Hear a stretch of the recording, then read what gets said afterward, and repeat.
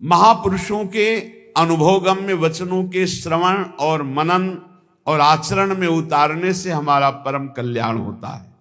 महर्षि अत्रि जी, अनुसुईया जी के पति अत्रि जी, उनके वचन, इहैवात्तं वसुप्रीत्यै प्रेतवै कटुकोदयम् तस्मान्न ग्राह्यमेवैतत् सुखमानन्त्यमिच्छता।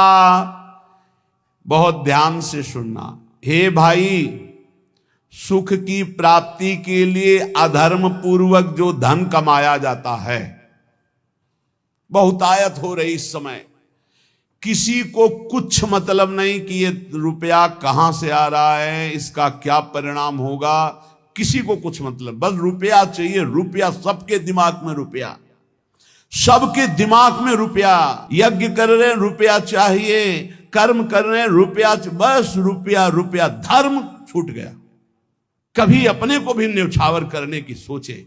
हम इतने शास्त्रों का वर्णन करते, कहीं भी ऐसा नहीं लिखा हुआ है। आज तक हमें कोई खड़ा होकर बता ना कि उस प्रवचन में कहा था। है 4 रोटी आप खा रहे हो, कोई भूखा नजर आ रहा है, आज का भोजन आप दे दो, उपवास कर लो, ये बढ़िया बात है। आप सब्जी लेने जा रहे हो 100, 200, 500 रुपया, कोई बीमार आदमी है, उसकी आप आज नमक रोटी खा लो, दे दो उसको, उसकी दवाई का काम करेगा। ये तो बातें समझ में आती है। अरे विश्वंभर भगवान सच्चिदानंद की बात करते हो, तुम्हें खुद भरोसा नहीं सच्चिदानंद में। हम कह रहे हैं ईमानदारी से गौ सेवा करो, अगर बिना मांगे ना आ जाए तो हमें बताना। गोविंद तुम्हारे दरवाजे पर द्वारपाल बना खड़ा रहेगा। गौ सेवा करते हो, चाहे संत सेवा करते हो, चाहे जो भी कार्य करो, तुम्हें भरोसा उस गोविंद का होना चाहिए जिसका यश गाते हो, जिसके लिए करते हो। वो विश्वंभर सब जग का भरण पोषण करता है। हमारी समझ में नहीं आता है ये मांगने की जरूरत कहां है। मांगना तो शब्द बिल्कुल नहीं। अगर भगवत भरोसा है तो मांगना कैसे आ गया जीवन में। अब यहां देखिए, इहैवात्तं वसुप्रीत्यै प्रेत्यवै कटुकोदयम्। खूब मेहनत करो, धर्म पूर्वक धन कमाओ, परिवार के पोषण में लगाओ। बिल्कुल चवन्नी देने की जरूरत नहीं बाहर। हम तुम्हें कह रहे हैं उन्हीं को भगवत स्वरूप मान लो। माता पिता परिवार, खूब उनको संतुष्ट करो। घर में ठाकुर जी विराजमान कर लो, भोग लगाओ, परिवार को पवाओ, नाम जप करो। 1 पैसा देने की जरूरत नहीं, तुम्हें भगवत प्राप्ति होगी। हमारी बात समझ लो। अब तुम्हारे पास 100 रुपया एक्स्ट्रा है कि हमारे सब प्रयोग से, हर कार्य से, अब उनको सोचो ऐसी जगह हम 100 रुपया देंगे जहां कोई हमको नमस्कार न करे, कभी लौट कर हमसे राधे श्याम न बोले। ऐसी जगह चुपचाप ऐसे दे दो, कोई जाने ना। ये हुआ दान धर्म। सो धन धन्य प्रथम गति जाकी। जहां कोई तुमसे मांगे ना हो, जहां कोई तुमको नमस्कार न करे, जहां तुम्हारा आदर ना हो, ऐसी जगह नेकी कर दरिया में डाल की तरह। कोई दोबारा तुमसे कि ये वही आदमी जो 100 रुपया दिए था, कभी ऐसा ना बोलने वाला हो। ऐसी जगह धर्म पूर्वक कमाई को ऐसे दान किया जाए। अब यहां महर्षि अत्रि जी कह रहे हैं, इहैवात्तं वसुप्रीत्यै। धर्म क्या है, वैराग्य क्या है, भगवत मार्ग क्या है, परम कल्याण क्या है, जगत मंगल क्या है, बस प्रवचन में रह गया है। ये संसार घृणित है, ये संसार धोखेबाज है, बस वही लौकिक। इहैवात्तं वसुप्रीत्यै प्रेत्यै वै कटुकोदयम्। सबके दिमाग में सोने से जागने तक जैसे अनन्य भक्त के चिंतन में केवल हरि राधा, ऐसे संसारी के केवल दिमाग में रुपया, सुबह से शाम तक, शाम से सुबह तक। और लक्ष्मी जिनके चरण को चापती रहते हैं, ऐसे हरि से विमुख, पापाचरण करके रुपया इकट्ठा किया तो बोले इस लोक का धन यहीं रह गया। अब मृत्यु के बाद जो कटु परिणाम उत्पन्न होगा उस धन कमाई का, इसलिए होश में हो जाओ। यदि अभी तक पापाचरण से धन कमाया हो तो उसको ऐसी जगह दान कर दो जहां दूसरों की दवाइयां होती हो, दूसरों के कष्ट निवारण होते हो, दूसरों का उदर पोषण होता हो, वस्त्र आदि, गौओं का चारा आदि अगर हो, अधर्म पूर्वक कमाया हो तो हटा देना। नहीं मरोगे तो दुर्गति होगी और जिंदा में परिवार को नाश कर देगा वो धन। लिख लो हमारे शब्द। जिंदा में जिनके लिए तुम एकत्रित किया उनका नाश करेगा, बुद्धि का नाश, स्वास्थ्य का नाश, तांडव मचाएगा घर में अधर्म का धन। और मरोगे तब कह रहे कि तुम्हारी दुर्गति कर देगा, वही अधर्म का कमाया धन या बैंक में रह जाएगा, उसका कमाने का जो कर्म था वो तुम्हारी दुर्गति कर देगा। महाराज अत्रि कह रहे हैं तस्मान ग्राह्य में वै तत् सुखमानंत्यमिच्छता, इसलिए परम सुख प्राप्ति के लिए अधर्म पूर्वक धन कमाने की इच्छा मत करो। अनंत महिमा में भगवान ने धर्म की स्थापना की, पहले धर्म फिर धन, धर्म अर्थ काम मोक्ष, पहले धर्म को आगे रख करके धन कमाओ। पहले था चाहे प्राण चले जाएं धर्म नहीं जाना चाहिए। देखा महापुरुषों को, गुरुजनों को, प्राणों की बाजी लगा दी, शहीद हो गए अपने राष्ट्र पर, अपने धर्म पर, अपने भगवत भाव पर। परः पराणाम पुरुषो यस्य तुष्टो जनार्दनः सा प्राप्नोत्यक्षयम् स्थानमेतत् सत्यम मयोदितम्। इस माया से परे परमात्मा है, वह परम पुरुष जनार्दन श्री कृष्ण जिस कार्य से जिससे संतुष्ट हो गया वही परम सुखी, वही परम धनवान, वही अक्षय पद को प्राप्त करता है। मैं सत्य सत्य सत्य कहता हूं। इसलिए मानव जीवन प्राप्त करके धर्म का आचरण करो।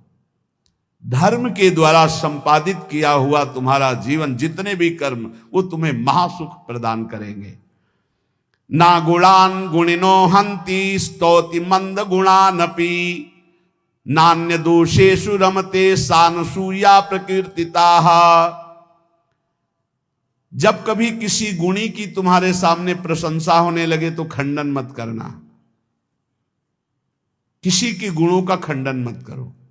और जब किसी के दोषों की चर्चा होने लगे तो कान में अंगुली डाल के वहां से चले जाओ।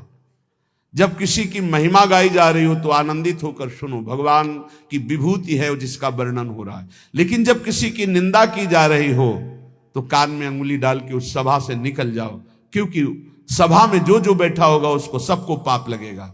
द्रौपदी जी को निर्वस्त्र करने का आदेश दुर्योधन ने दिया, उठ के चले जाना चाहिए।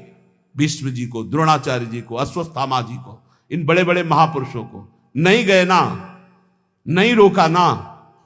कुछ भी हो, अगर भीष्म जी खड़े हो जाते तो किसी की ताकत थी बोले, परिणाम क्या हुआ? भगवान ने सबको मार के गिरवा दिया, सबको दंड भोगना पड़ा। जिस सभा में शास्त्र निंदा हो रही हो, संत निंदा हो रही, भगवत भक्त निंदा हो रही, धर्म की निंदा हो रही हो, आपकी सामर्थ्य तो उसकी जबान बंद कर दो, नहीं तो कान में अंगुली डाल उठ के चले जाओ। उत्तम बात यही, कान में अंगुली डाल उठ के चले जाओ, क्योंकि सामर्थ्य की बात कानून विरुद्ध हो जाएगी। कुछ भी करना कानून के विरुद्ध होगा। परस्मिन बंधु वर्गे वा मित्रे द्वेषे रिपौ तथा आपन्ने रक्षितव्यम तु दयैषा परिकीर्तिताः। चाहे कोई पराया, चाहे कोई अपना हो, चाहे भाई हो, चाहे दुश्मन हो, यदि आप भक्त हैं तो आपका व्यवहार राग और वैर से रहित होना चाहिए। भाई के प्रति राग नहीं और दुश्मन के प्रति वैर नहीं। अगर भारी विपत्ति में भाई फंस जाए तो हम कैसे करेंगे? उसकी दुख निवृत्ति। ऐसे अगर दुश्मन भी फंस जाए तो हम उसकी दुख निवृत्ति का कार्य करेंगे। दुश्मन है, वो हमें गाली देता है, अपमानित करता है, हमारा बुरा चाहता है, लेकिन हम उसका मंगल चाहेंगे, बोले उसे भक्त कहते हैं। उसे कहते हैं वो राग द्वेष रहित भगवान का भक्त जो दयावान है। आन संशयम क्षमा सत्य महिंसा दान मार्जवम प्रीति प्रसादो माधुर्यम मार्दवम च यमादस। यम और नियम, ये जिसके जीवन में होते हैं वो बहुत दैवी संपदावान माना जाता है, भागवतिक माना जाता है। यम किसे कहते हैं? ये 10 होते हैं, यम 10 और नियम 10 होते हैं। यम पहला है आनुशंस्यम, अक्रूरता, किसी के प्रति भी क्रूर वचन, क्रूर व्यवहार बिल्कुल नहीं होना चाहिए। क्रूरता तब आती है जब हमारे विपरीत कोई व्यवहार करता है, तब उसके बोलने की क्रूरता हो जाती है, चेष्टा में क्रूरता हो जाती है, हृदय में क्रूरता हो जाती है। अचानक आक्रमण होता है।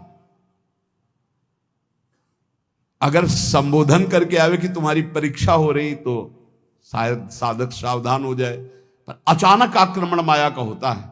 वो संभल ही नहीं पाता कि मेरी परीक्षा हो रही, और वो क्रूर बोल देता है, क्रूर कर्म कर देता है, क्रूर चिंतन कर देता है। इसका मतलब यम कमजोर है, यम नियम में वो कमजोर है। पहला यम है अक्रूरता। न वाणी में क्रूरता हो, न शरीर में चेष्टाओं में क्रूरता हो, न मन में क्रूरता हो, अक्रूरता। दूसरा है क्षमा। सबसे बड़ा बल है क्षमा। कोई कितना भी कैसा भी व्यवहार करे, क्षमा बल से उसे जीत लेना चाहिए। तीसरा है सत्य। सत्य के समान कोई दान नहीं, कोई पवित्रता नहीं, कोई बड़ा अनुष्ठान नहीं। वाणी से सत्य बोलने का नियम बना ले। कलिकाल है, इतना झूठ का बोल बाला है, पूछो मत। झूठ है जो औरों से तो और जाने, तो गुरु जी से झूठ। कई बार कहा है कि एक घर तो छोड़ दो गुरुदेव का, कम से कम उनके सामने तो सत्य बोलो। एक क्षण में उनसे भी झूठ, और जबकि पता है कि उनको पता हो जाएगा, फिर भी झूठ बोल देना। अरे भाई, फांसी थोड़ी लग जाएगी, डांट लग जाएगी, गुस्सा हो जाएंगे, पर हम सत्य बोल देंगे तो हमारा अपराध क्षमा हो जाएगा। सत्य एक जगह तो नियम ले लो, तो सब जगह धीरे धीरे फिर भाव मानी संख्या से सवाल हल हो जाएगा। एक जगह सत्य बोलना शुरू कर दो।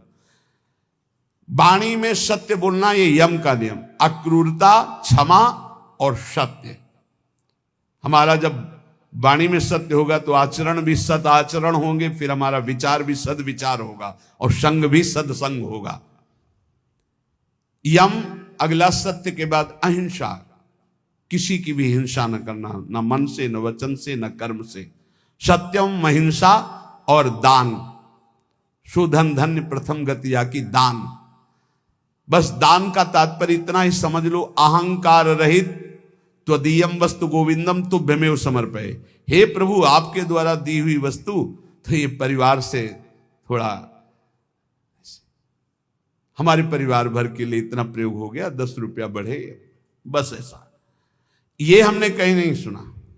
गरीब आदमी अगर एक बछिया दान करता है, तो एक राजा 1 करोड़ गाय दान करे स्वर्णिम आभूषणों से अलंकृत करके, तो उस गरीब आदमी की बछिया के बराबर नहीं होगा। ध्यान रखना, जो गरीब होकर के दान करता है उसका विशेष महत्व होता है।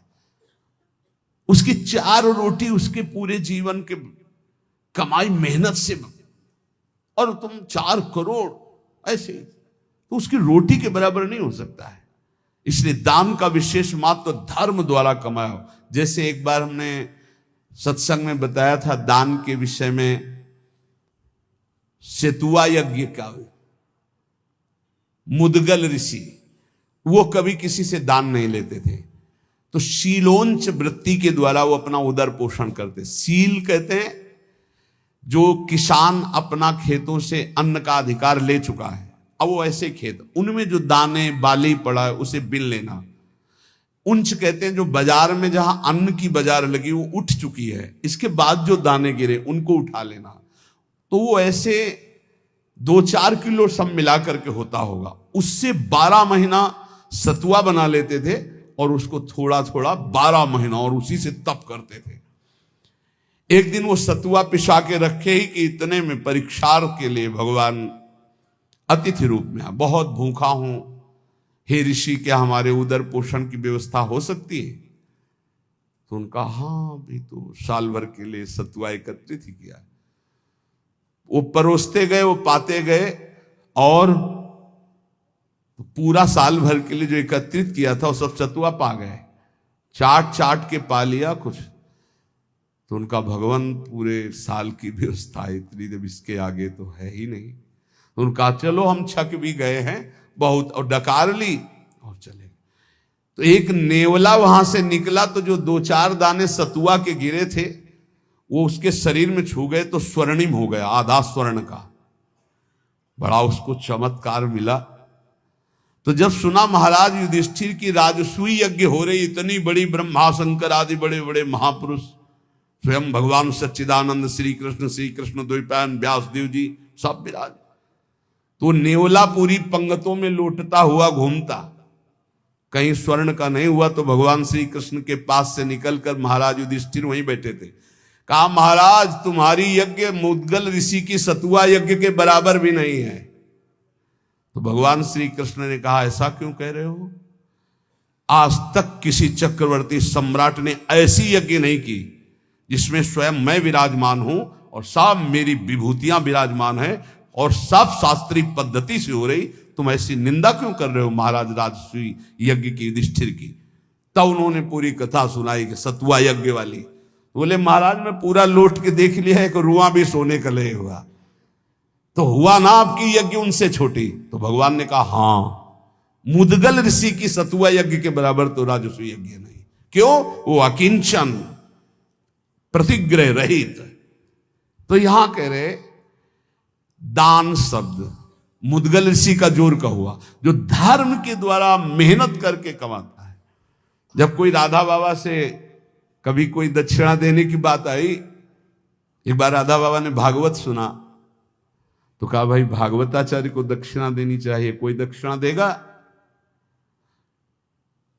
पर धर्म की कमाई का, अगर पाप की कमाई का दिया तो समझ ले तो किसी की जेब में नहीं। एक जो घास खोदना सेवा करना, तो उसने कहा बाबा 50 पैसा या 100 रुपया हम दे सकते हैं। बोले हाँ बस इतना ही काफी है।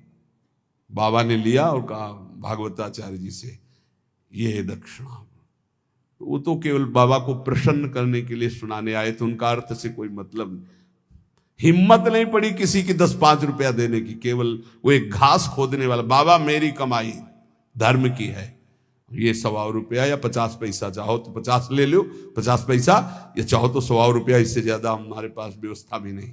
ये दान वही जो मेहनत के द्वारा किया हुआ। फिर दूसरे यम आगे नम्रता, नम्रता विद्या विनयम ददाति। आज पढ़ लिख करके उद्दंड बनते हैं, पढ़े लिखे हैं। पूछो अपने माता पिता के पैर छूते हो? नहीं।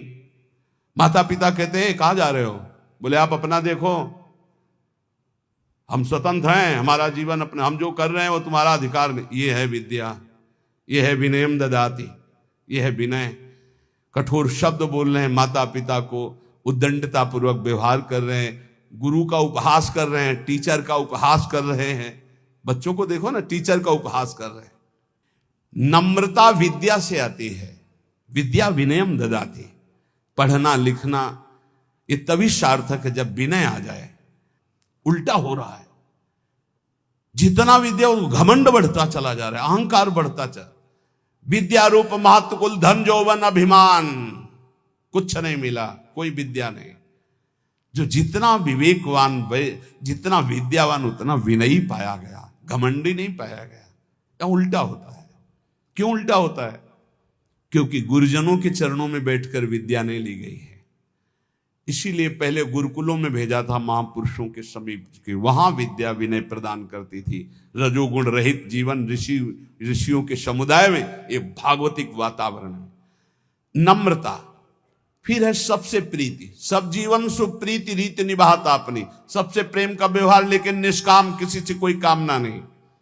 फिर यम में आता है प्रसन्नता, संतुष्टायन के, हर स्थिति में तुम्हारा मन प्रसन्न होना चाहिए।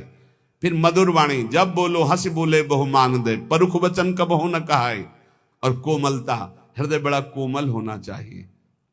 ये 10 लक्षण यम कहलाते हैं। कहा जाता है ना, यम नियमों का पालन करने से ही भगवत प्राप्ति होती है। तो अक्रूरता, क्षमा, सत्य, अहिंसा, दान, नम्रता, प्रीति, प्रसन्नता, मधुरवाणी, कोमलता, ये 10 यम हैं और ये 10 नियम हैं। शरीर की पवित्रता, वस्त्र की पवित्रता और मन की पवित्रता, तीनों पवित्र होने चाहिए। बिल्कुल ऐसे पशुता हो रहे, हाथ कोई धो ले तो बड़ी बात है। पहले जल लेके साधु लंगोटा सोटा कमंडल, ये बिल्कुल अब इतना वीआईपी है कि कमंडल रखना बेइज्जती की बात हो जाएगी ना। बाबा जी कमंडल कैसे? कमंडल है, डंडा है, बंधा लंगोटा, काछ वाछ मन निश्चल राखे, धन धन जननी तेरी रे। रास्ते में लघु शंका लगी तो कैसे हो गए? आचमन करना है, मूत्रेंद्री का प्रक्षालन करके, हस्त प्रक्षालन करके, आचमन करके, तप है, पवित्रता का ऐसे पूरा शुद्ध वातावरण, शरीर पवित्र, वस्त्र पवित्र, मन पवित्र। नियम, सबसे पहला नियम पवित्रता, शरीर पवित्र, वस्त्र पवित्र, विचार पवित्र, कितना बढ़िया जीवन होता। दूसरा नियम में है यज्ञ। तो यज्ञानाम जप यज्ञोष्मी, सबसे बड़ी यज्ञ है जप यज्ञ। राधा राधा राधा, नियम ले लो जप यज्ञ का। नियम में तीसरा है तप। अपने धर्म का पालन करते हुए जो आपको कष्ट मिलता है उसको सहना तपस्या कहते हैं। जैसे आप प्रातःकालीन वेला में, प्रातःकालीन क्या, अर्धरात्रि वेला में जगते हैं।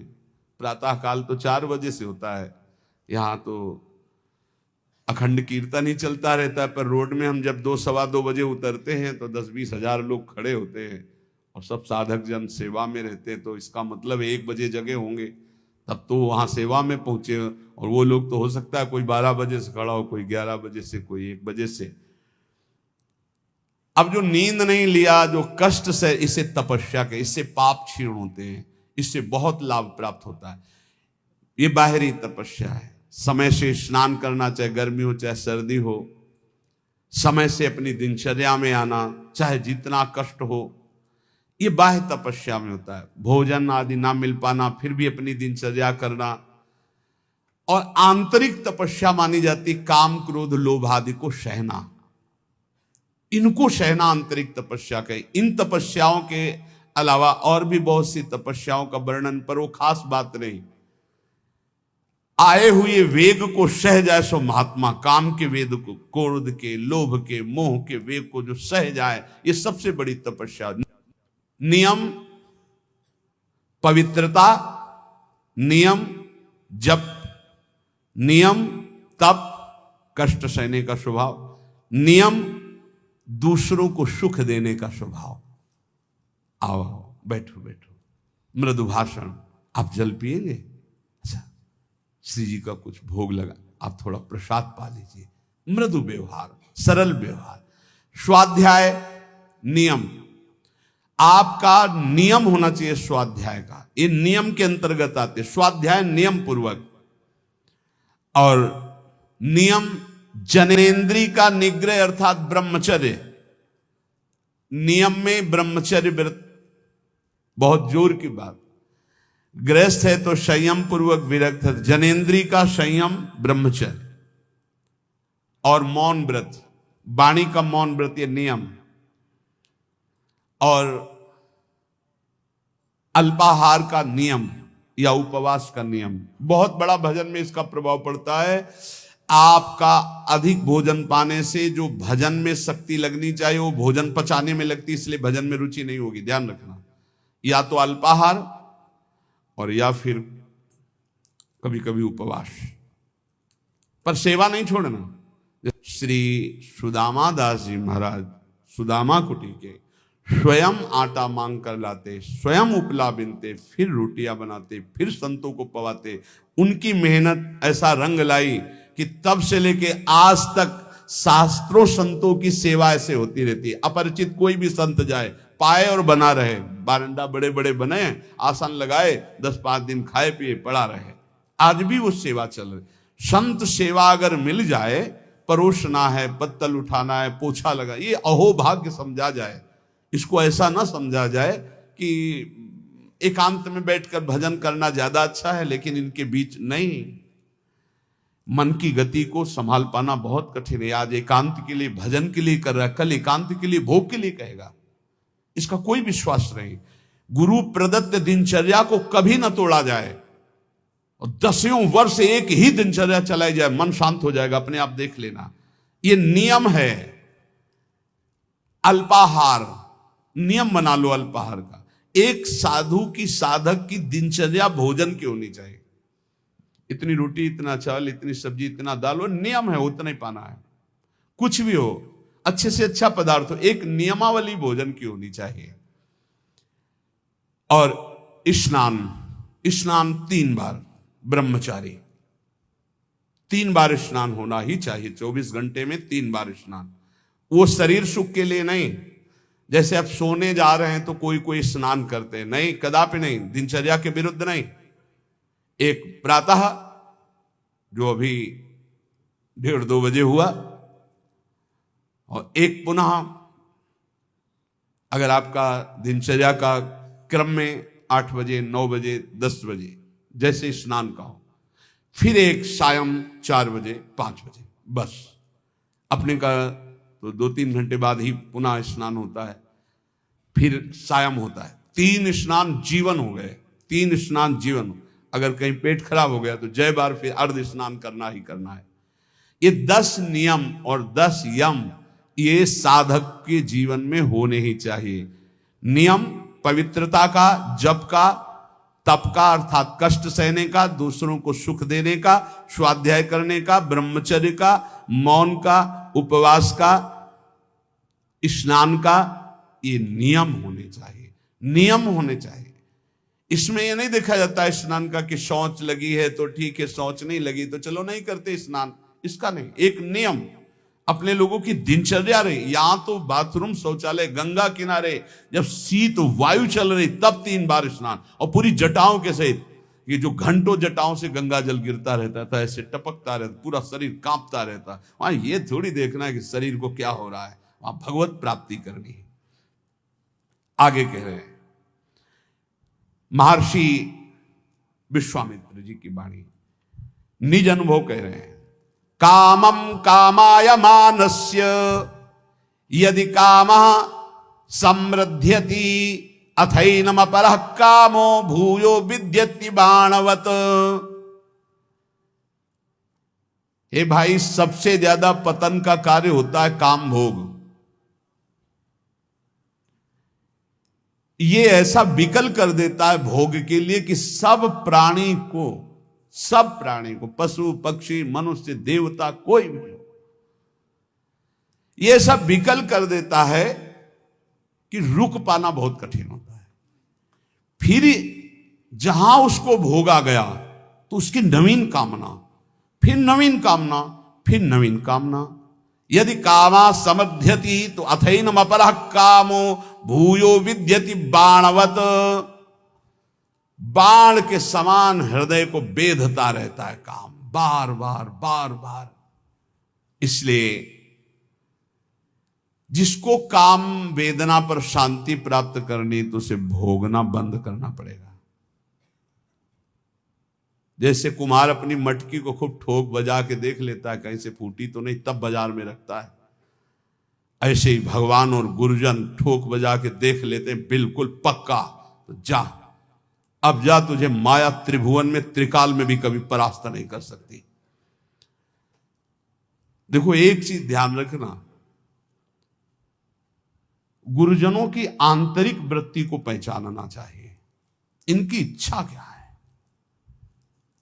गुरुजनों की इच्छा को समझो। जैसे भगवान नाना प्रकार की भोग सामग्री सामने भेजेंगे तो आप सोचो कि भगवान के द्वारा ही तो भेजी हुई, नहीं। आपको देखना है भगवान की इच्छा क्या है, तो गीता पढ़िए, गीता जी में भगवान आप बोल रहे हैं ऐसा करो ऐसा ना करो। ऐसे गुरुजन जब बोलते हैं तो उनकी बात पकड़ो, इसके बाद वही सामग्री आपको देंगे, ये लो ये लो ये लो, तो आपको पकड़ना नहीं। आपने कहा था, नहीं नहीं आप लीजिए खाइए, आप कह तो रहे लेकिन आपने कहा था कि नहीं खाना है, तो हम ही कह रहे हैं खाइए ना। हमें लगता है आपने कहा था कि नहीं खाना तो हमें नहीं खाना चाहिए, तो देख लो फिर तुम जैसा। अंदर अंदर वो खुश हो रहे हैं, शाबाश शाबाश, निकल जा निकल जा। नहीं, मान लो आप खा लीजिए ना, महाराज जी हमारा आपने कहा था नहीं खाना चाहिए, वो बहुत सुंदर चल रहा है, चलो भाई ठीक है। उस समय सोचिएगा नहीं कि नाराज हो रहे हैं, पक्की मानिएगा ये सिर्फ आपको ठोक बजा कर देखा जा रहा है। बहुत खुश है वो इस बात से कि आपने संसार के विषयों का त्याग भगवान के लिए किया। सच्ची मानिए, हृदय से आशीर्वाद होता है, हृदय से आह्लाद। बाहर से ऐसे हम भले कैसे हैं यार, हम ही तो कह रहे थे खा लेते ना, अब आप कह रहे हो तो, पर आपने ही कहा था कि बार बार उस बात को जो उन्होंने उपदेश किया है उस बात को याद दिलाता रहे। उससे क्या होगा, आप परिपक्व हो जाएंगे। कभी ये मत समझ लो जैसे आद्य गुरु भगवान शंकराचार्य जी मछली खाए तो और लोगों ने मछली, जो शिष्य थे, फिर कांच पिया, तो उनकी सामर्थ्य के बराबर हमारी सामर्थ्य। वो जो बोल रहे हैं उसको पकड़ो। ऐसा कई बार हुआ। राधाचरण जी से जब कहते कि इतनी तुम्हारी हालत ऐसी, आप चले जाओ, बोले डॉक्टर ने कहा दिल्ली ही आना पड़ेगा, तुम कहा चले जाओ। तो उन्होंने कहा महाराज जी आपने सत्संग में कहा था कि प्राण चाहे निकल जाए वृंदावन से नहीं जाना। तो कहा हम ही तो कह रहे हैं। नहीं महाराज जी आपने ही कहा था वृंदावन से नहीं जाना, तो अब नहीं जाएंगे। नहीं हम ही कह रहे हैं आप चले जाओ। आप यहाँ जरूर कह रहे हो, लेकिन फिर सत्संग में आप फिर कहोगे कि धन्य है उसका जीवन जो मरणासन वृंदावन वास कर। महाराज जी अब नहीं जाएंगे हम। देख लो भाई, रोग भी वो जो सड़न हुई थी अपने आप ठीक हो गई, और इस समय श्री जी की सेवा में है। ये सब हितजू के महल में विराजमान है। सब हरिवंश महाप्रभु के श्री हरिवंश शरण जे आए, श्री वृषभान कुंवर नंद नंदन निज कर अपनी चिट्ठी चढ़ाए। न जातु कामा कामानाम उपभोगे न साम्यति, हविषा कृष्ण वर्तमेव भूय एवाभिवर्धते, कामान अभिलषन् मोहान न नरः सुख मेधते। जो कभी ये सोच लेता है कि एक बार भोग लूं मेरी इच्छा शांत हो जाएगी, बहुत धोखे में हो गया, दलदल में कूद गया। अब जैसे आग में घी डाल दे तो प्रज्वलित हो जाती। जे ही भोग की कामना से भोग मिला, वो आग पैदा हो गई कि वो भ्रष्ट होता चला जाएगा। इसलिए उपासक को चाहिए कि जब सैकड़ों बार भोग के रोकेगा तो सैकड़ों दिन रोना पड़ेगा, तब जाके कहीं ठीक हो गए। उसका पाप भी बन गया, उसका अभ्यास बन गया, उसका स्वाद मिल गया, बहुत समय लगेगा। और पहली बार में ही यदि रोक लिया तो ऐसे चट से निकल जाओगे। इसलिए भोग की आकांक्षा उत्पन्न होने पर उपासक को पहली वृत्ति में ही रोक लेना चाहिए। ये ना सोचे कि भोग भोगने के बाद शांति मिल जाएगी, नहीं, ऐसे दलदल में फंस जाओगे, फिर निकलना मुश्किल हो जाएगा। इसलिए सत्य नार कहा प्रतपति सत्य तिष्ठति मेदिनी। तुम सत्य नियम धारण करो, सत्य बोलो, सत्य आचरण करो। सत्य के प्रताप से सूर्य तेजस्वी है, सत्य के प्रताप से पृथ्वी जल में नहीं डूब रही। सत्य सबसे बड़ा धर्म है, सत्य बोलने के बराबर कोई पुण्य नहीं है। सत्यवान चाहे तो स्वर्ग लोक जाए, चाहे ब्रह्म लोक जाए, जो चाहे वहां जा सकता है, जो चाहे कर सकता है। 1000 अश्वमेध एक आदमी करने वाला और एक आदमी केवल सत्य बोलने वाला तराजू पे तोला जाए तो सत्य बोलने वाला अधिक पुण्यशाली पाया जाएगा। आप देख लीजिए, अश्वमेध सहस्त्रम च सत्यम च तुलया धृतम, अश्वमेध सहस्त्राधि सत्यमेव विशिष्यते। एक आदमी केवल सत्य बोलता है और एक आदमी 1000 अश्वमेध यज्ञ करता है, तो तराजू पे तौला जाए तो सत्य बोलने वाला श्रेष्ठ पाया। मतलब सत्य से बढ़कर कोई यज्ञ नहीं, कोई दान नहीं, कोई तपस्या नहीं, कोई पुण्य नहीं। इसलिए सत्य का ही वचन पूर्वक बोलना, सत्य का ही चिंतन करना, सत्य का ही आचरण करना, तो सच्चिदानंद रूपाय प्रभु श्री कृष्ण की निश्चित प्राप्ति हो जाएगी। खूब नाम जप करो, जो सत्संग सुना है उसका मनन करो, गंदे आचरणों का त्याग करने का नित्य प्रति उत्साह रखो। भगवान सबको बल प्रदान करेंगे और इसी जन्म में हम सब भगवत प्राप्ति करेंगे।